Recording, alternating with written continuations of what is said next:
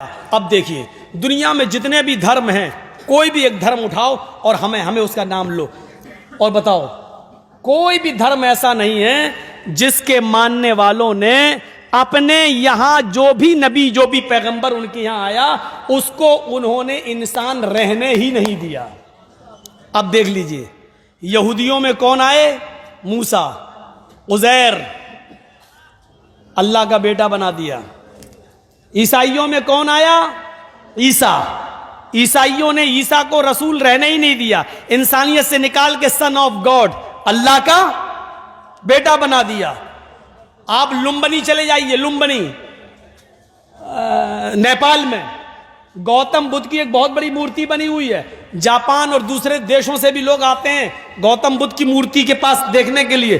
तो गौतम बुद्ध, वो गौतम बुद्ध जिनकी पत्नी थी, वो गौतम बुद्ध जिन्होंने शादी की थी, वो गौतम बुद्ध जिनकी पत्नी से एक बेटा पैदा हुआ जिसका नाम राहुल था, उन्होंने अपनी पत्नी और बेटे को छोड़ दिया और जंगल में चले गए सच्चाई को तलाश करने के लिए। और जंगल के पत्ते चबा चबा कर अल्लाह को ढूंढते ढूंढते उन्होंने जंगल ही में अपनी जान दे दी। तो लोगों ने कहा ये सच की तलाश में निकले थे, बीवी बच्चों को छोड़ के सच्चाई के रास्ते को तलाश करने के लिए निकले और जान चली गई।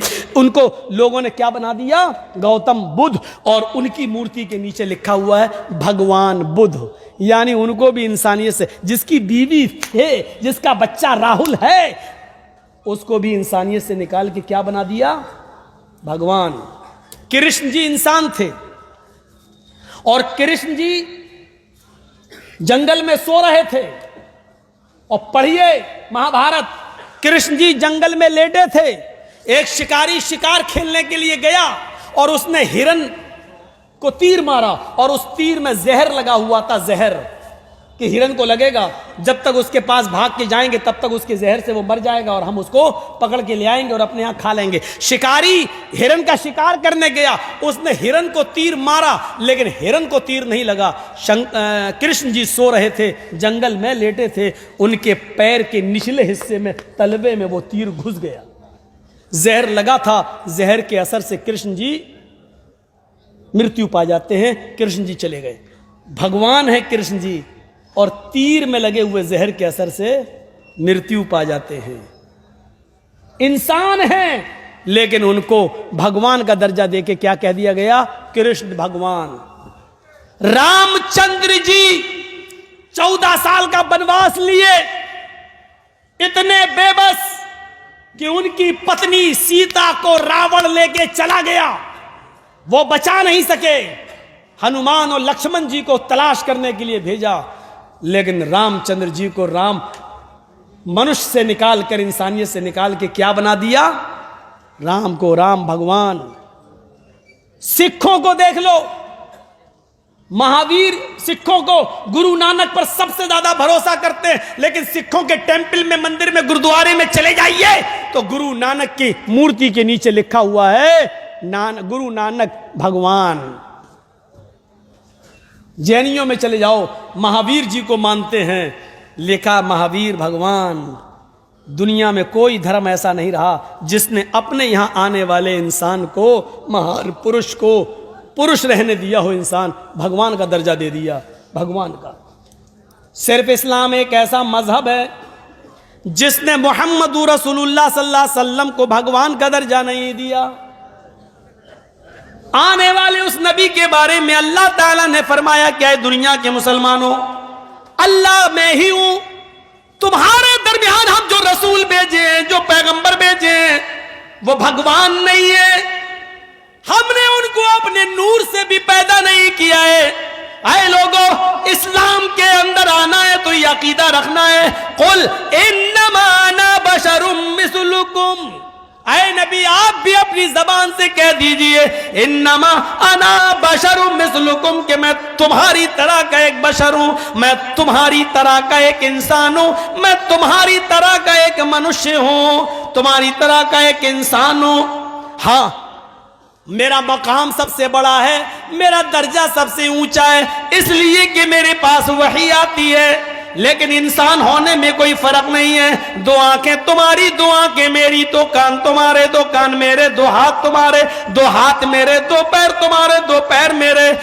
तुम भी चलते हो, तुम खाते पीते हो, हम भी खाते पीते हैं। तुम्हें लेटरीन पेशाब पायखाने की जरूरत होती है, हमें भी होती है। तुम्हें शादी की जरूरत है, हमने भी की है। तुम्हारे बच्चे होते, हमारे भी बच्चे हैं। तुम्हारे बाप दादा हैं, हमारे भी बाप दादा हैं। इंसान होने में हम में और तुम में कोई फर्क नहीं है।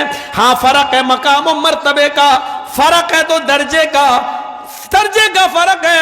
अल्लाह ताला ने इंसानियत में सबसे ऊंचा मकाम मेरा रखा है, सबसे ज्यादा फजीलत मेरी रखी है, इसलिए कि मेरे पास जिब्राइल आते हैं, कुरान लेके आते हैं, अल्लाह की वही आती है, कुरान मेरे ऊपर उतरता है। इस कुरान की बरकत ने हमें तमाम लोगों में सबसे अफजल कर दिया है, लेकिन इंसान होने में कोई फर्क नहीं है। फिर आपने नमाज कायम की तो फरमाया देखो इबादत तो अल्लाह की कर रहे हो, इसमें मेरा कोई रोल नहीं है। इबादत मेरे तरीके पे कर रहे हो, बस इतना रोल है। इबादत अल्लाह की हो रही है, तरीका मेरा आप अपना रहे हैं, लेकिन इस इबादत में भी आपने कहा पहले मुझे अल्लाह का बंदा मानना, फिर अल्लाह का रसूल मानना, इंसानियत से मुझे मत निकालना। जब भी नमाज खत्म करो और आखिरी रकात में बैठो और मेरे ऊपर तैयात पढ़ो तो उसमें यह जरूर पढ़ना अशहदु अन्ना मुहम्मदन अब्दुहु व रसूलुहु, मैं गवाही देता हूं कि मोहम्मद अल्लाह के बंदे और उसके रसूल हैं। पहले बंदा कहो फिर रसूल कहो, यानी मैं अल्लाह का रसूल भी हूं और इंसान भी हूं। अब्द यानी बंदा, मैं अल्लाह का बंदा, मोहम्मद इब्न अब्दुल्ला भी हूं और मोहम्मदुर रसूलुल्लाह भी हूं। आप मुझे बंदा भी मानो और रसूल भी, दोनों बातें मानोगे तो मुसलमान हो, वरना नहीं। फिर वेदों को पढ़िए, उसने भी आखिरी नबी को इंसान ही बताया। वेदाहमिद पुरुष महानिमादित्तो, वेदाहमिद पुरुष महानिमादित्तो वरुण तपस प्रस्तात्यन्याय। वेदाहमिद पुरुष, अहमद इस दुनिया में आएंगे, पुरुष इंसान होंगे। वेद भी कह रहा है कि वो पुरुष होंगे, वो इंसान होंगे। पुरुष इंसान मनुष्य, वो पुरुष होंगे इंसान होंगे। वेदाहमिद पुरुष महानिमादित्य, बहुत बड़े महान पुरुष होंगे, उनके बराबर कोई दूसरा नहीं होगा। वरुण तपसा, ईश्वर का अल्लाह का बहुत ज्यादा नाम लेने वाले होंगे, अल्लाह की भक्ति करने वाले होंगे। वरुण तपसा, बहुत तपस्या करने वाले होंगे। प्रस्ताद, जब अल्लाह ईश्वर का बहुत ज्यादा नाम लेने वाला इस धरती पर आ जाए और उसका नाम अहमद हो और वो सबसे महान पुरुष इंसान हो, तो तुम उसी के घर में चले जाना, उसी की कुटिया में चले जाना, उसी के धर्म में शामिल हो जाना। प्रस्ताव, उसी की कुटिया में चले जाना। प्रस्ताव, उसी के नक्शे कदम पे चलना। वो जो कहे उसी की बात मानना, अहमद के रास्ते पे चलना। यन्याय, स्वर्ग में जन्नत में जाने का अहमद के रास्ते के अलावा कोई मार्ग, कोई दूसरा रास्ता नहीं है। अहमद के रास्ते के अलावा कोई दूसरा रास्ता नहीं है। ये लीजिए, इंसान बता दिया वेदों ने भी, और अल्लाह के रसूल तो इतने बड़े ऐसे इंसान थे। लेकिन सादगी का हाल ये था कि एक शख्स को किसी ने भेजा कि जाओ हमारे गांव में ये परेशानी है और उसकी शिकायत अल्लाह के रसूल से करो। वो अल्लाह के रसूल के पास आया, कहने लगा कि मैं परेशानी बताऊंगा। जैसे ही वो अल्लाह के नबी के पास आया तो अल्लाह के नबी का चेहरा देखकर वो डर गया, कांपने लगा। इतना रौब था नबी के चेहरे पर कि अल्लाह के नबी को देखकर वो कांपने लगा, थर्राने लगा और अपनी बात कह ही नहीं पा रहा था। अल्लाह के रसूल उठे, उसके पास गए और कहा कि तुम किस गांव से आए हो? फला गांव से। क्या बात है, तुम कुछ कहना चाहते हो? जी जी जी, कहो, बेफिक्र होके कहो, डरो नहीं।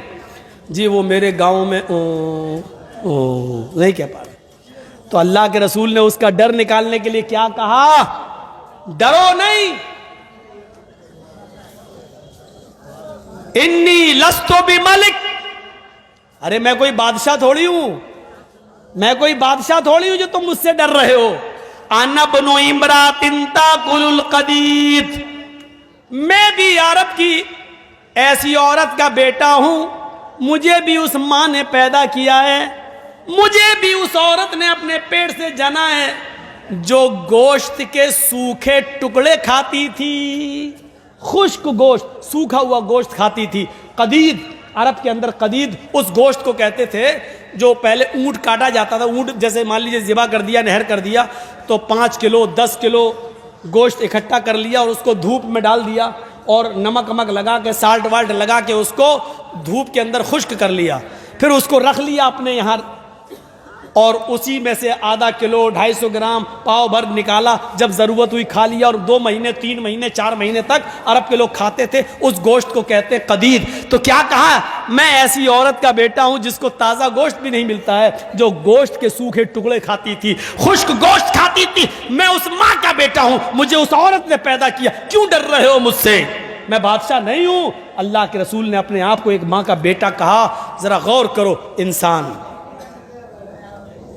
ये दूसरी खूबी है जो किसी और मजहब के अंदर हमें नहीं मिलती है। किसी ने अपने आप को इंसान नहीं कहा, और कहा है तो उसके मानने वाले उसको इंसान नहीं मानते सिवाय इस्लाम के।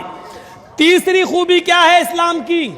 तीसरी खूबी यह है कि ये अपने अंदर सबको शामिल करता है, अमीर के लिए भी और गरीब के लिए भी, दोनों। और दूसरे मजहब को देखिए, उनकी या तो वो अमीरों को फायदा पहुंचाते हैं या गरीब को फायदा पहुंचाते हैं। अब थोड़ी देर और बैठ जाइए बस, उसके बाद आपको भी जाना है, मुझे मालूम है रात के 12 बजे टाइम मिलेगा तो यही हाल होगा। बैठिए, थोड़ी सी और सुन लीजिए। ये आप और सुन लें तो आपको बहुत फायदा होगा कि और मज़ाहिब या तो अमीरों को फायदा पहुंचाते या गरीब को। इस्लाम दोनों के लिए है। आइए पहले मैं ईसाइयत दिखलाता हूं, फिर हिंदू धर्म दिखलाता हूं और फिर इस्लाम। ये 3 बड़े बड़े मजहब से एक तकाबुल करके बताता हूं आपको। ईसाइयत में क्या लिखा है, बाइबल पढ़िए। ईसा अलैहिस्सलाम का एक बहुत गहरा दोस्त था जिसका नाम था पितरस।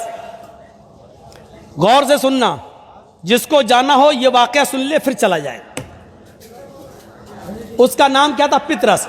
ईसा पितरस को ऐसे ही मानते थे जैसे अल्लाह के रसूल हजरत अबू बकर को मानते थे। ईसा की नजर में पितरस की वही हैसियत थी। पितरस बहुत बड़ा अमीर आदमी था।